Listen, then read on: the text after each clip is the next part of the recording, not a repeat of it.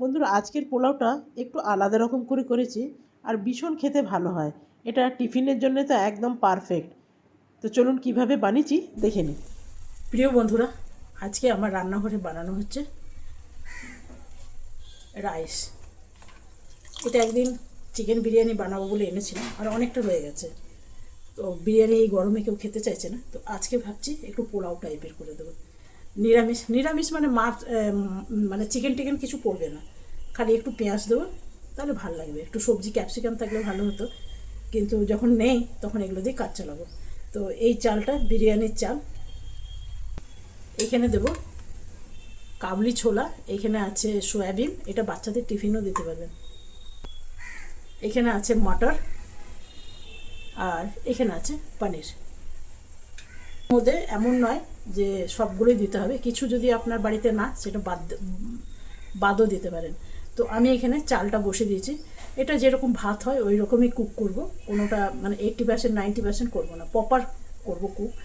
তো এখানে জল বসে দিয়েছি। আর এটা কি হবে জানেন তো, একটু ঠান্ডা করতে হবে। যদি গরম গরম ভাতের মধ্যে এটা করা হয় না, তাহলে কি হবে, সেটে যাবার ভয় থাকবে। তো সেই জন্য ভাতটা করে একটু ঠান্ডা করে নিতে হবে। চলো এই জলটা মানে চালটা ফেলে দিই, আপনাদের সাথে কথা বলছি বলে গ্যাসটা কমিয়ে রেখেছি। ভাতের জলটা যখন খুব বেশি টকবক করে ফুটবে, সেই সময় কিন্তু চালটা দিতে হবে। ঠান্ডা জলে চাল দিলে কিন্তু চালটা ভালো হবে না, পোলাওটা ভালো হবে না। এখানে দিয়ে দিলাম তেল, তাহলে প্রত্যেকটা দানা একদম এক অপরের সাথে সেটে যাবে না, আর খুব সুন্দর ঝুরঝুরে হবে। এরপরে দিয়ে দিলাম তেজপাতা, আর দিয়ে দেবো গরম মশলা, লং, এলাইচি, আর দিয়ে দিলাম দারচিনি। তো ভাতটা ফুটছে দেখুন, আমি করে দিলাম বন্ধ। এটা 100%ই কুক করব, এটাকে ফ্যান গলি নেব। এরপরে নিয়ে নিয়েছি আদা আর কাঁচা লঙ্কা, এটা ভালো করে থেতো করে নেবো। আপনারা চাইলে কিন্তু শিলের মধ্যেও করে নিতে পারবেন। এটা ভালো করে থেতো করা হয়ে গেল। এরপরে কড়াইয়ের মধ্যে দিয়ে দেবো তেল, উপর থেকে দিয়ে দিলাম নুন, তাহলে নন স্টিকের কাজ করে, সেটে যাবে না। এখানে দিয়ে দেবো সয়াবিন, আমার কাছে ছোট ছোট দানা সয়াবিন ছিল, সেগুলোই দিলাম। এরপরে দিলাম কাবুলি ছোলা, আপনাদের আগেই দেখেছি কাবুলি ছোলা দিয়েছি, তবে পরিমাণে খুবই কম দিয়েছি। এখানে দিয়ে দিলাম আদা আর কাঁচা লঙ্কা, ভীষণ ভালো হয় আদা আর কাঁচা লঙ্কা দিয়ে, দেখবেন। দিয়ে দিলাম সামান্য একটু কাজু, তবে এইখানে যদি আপনারা চান তো যে কোনো সবজি দিতে পারেন। দিয়ে দিলাম পেঁয়াজ, সবজি মানে ক্যাপসিকাম, গাজর, আর যদি আপনারা চান এখানে একটু ঝুরো ডিম ভাজা দেবেন, সেটাও খুব ভীষণ ভালো হয়।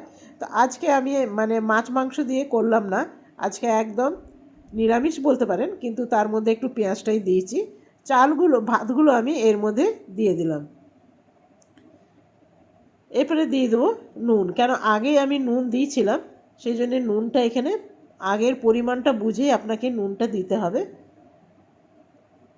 পরে যদি লাগে তারপরে আমি দেব। এরপরে দিয়ে দেবো চিনি, অল্প একটু চিনি দিয়ে দিলাম। দিয়ে ভালো করে এটা নাড়তে হবে। এটা নাড়তে নাড়তে হালকা হালকা যখন লাল রং ধরবে দেখবেন ভাতগুলোর মধ্যে, তখন কিন্তু জানবেন হয়ে গেছে। খেতে ভীষণ ভালো হয়। এখানে দিয়ে দিলাম পানির, এই পানিরগুলো কিন্তু একদম টাটকা। আপনারা যদি মনে হয় পানিরটা ভেজে দেবেন, তাহলে ভেজে দিতে পারেন। ভেজে দিলে কি হয় না, লাল লাল হয়ে যায়, তো ভাতের উপরে দেখতে ভালো লাগে না। দিয়ে দিলাম এখানে ঘি, প্রায় 1 চামচের মতন আমি ঘি দিলাম। আর খুব ভালো করে এটা এরপরে ভেজে নিতে হবে। এটা আবার বানিয়ে দেখবেন বন্ধুরা, বিশ্বাস করুন ভীষণ ভালো হয়, দারুণ হয়, দারুণ। তো দেখুন এটা তৈরি হয়ে গেল নিরামিষ পোলাও। এটা যে কোনো জিনিসের সাথে খেতে ভালো লাগবে। আমার তো এমনি এমনি খেতে ভালো লাগে। এরপরে থালার মধ্যে নিয়ে নিলাম, তেজপাতাটা উঠিয়ে ফেলে দেবো। এমনি এমনি খেতে ভাল লাগে, এর সাথে যদি একটুখানি পনিরের তরকারি হয় সেটাও ভালো লাগে, আর যদি মাংস দিয়ে খেতে চান সেটাও ভালো লাগে।